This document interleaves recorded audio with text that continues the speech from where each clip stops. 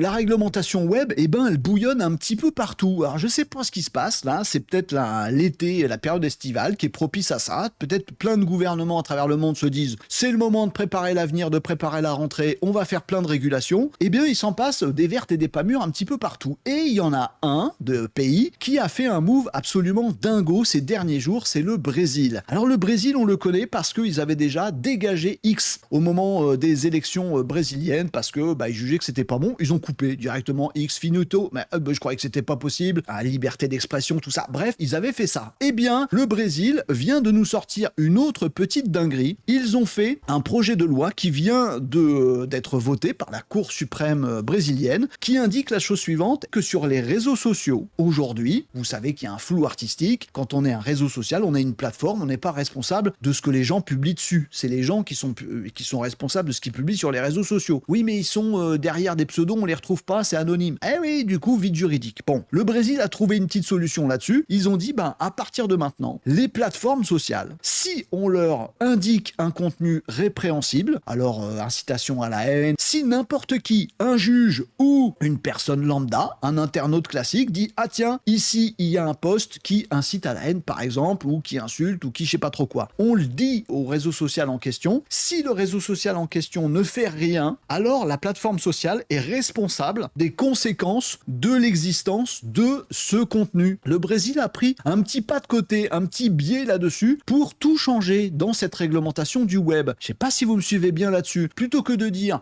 bataille, comme tous les pays font à travers le monde, bataille, qui c'est qui est responsable du contenu, la plateforme ou la personne, et puis on tombe dans un vide juridique, on n'y arrive jamais, et bien le Brésil a dit non mais si quelqu'un dit à la plateforme et sur votre plateforme il y a un contenu problématique et que la plateforme ne fait rien, alors elle est complice, elle laisse faire. Donc elle est responsable des potentiels effets négatifs de ce contenu, même si c'est un pseudo qui l'a écrit et que c'est pas la plateforme. Vous voyez, on rend responsable les plateformes sociales. Mais peut-être que par exemple le Danemark avec l'Union européenne prendra exemple là-dessus et se dira tiens si on faisait ça aussi en Europe, j'en sais rien. Mais en tout cas le Brésil est pionnier là-dessus. Ah vous allez me dire il y a que le Brésil là-dedans qui ont l'habitude de faire des coups de Trafalgar là-dessus. Non, ça pourrait inspirer d'autres gens. Alors peut-être pas les États-Unis, je sais pas si vous avez vu, aux États-Unis c'est aussi l'ébullition au niveau de la régulation, mais plus au niveau de l'intelligence artificielle. Remarquez, au niveau des réseaux sociaux aussi, il y a un drama qui dure déjà depuis des mois, depuis 6 mois maintenant, c'est le drama TikTok aux États-Unis. Vous êtes au courant de ce truc-là? Bref, on va surveiller ça de très très près, parce que tout ce qui est régulation, que ce soit du web, des réseaux sociaux, du digital ou de l'intelligence artificielle, c'est en train de remodeler le monde de demain. Donc on va suivre ça de très près, bien sûr, sur Renaud Décode en continu.